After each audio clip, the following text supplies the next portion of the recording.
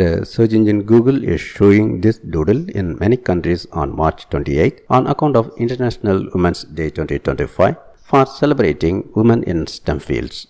The United Nations first recognized this holiday in 1975 to highlight how important women's contributions have been all around the world.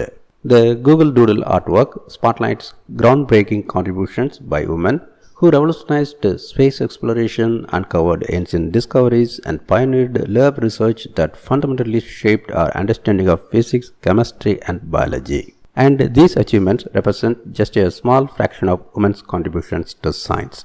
Their work represents the ongoing progress towards gender equality, yet STEM remains one of the areas where significant gaps still persist.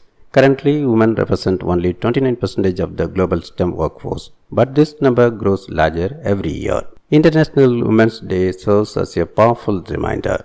The achievements of women have shaped our world throughout history, and it is because of their collective brilliance that we are able to experience the wonders of the modern world.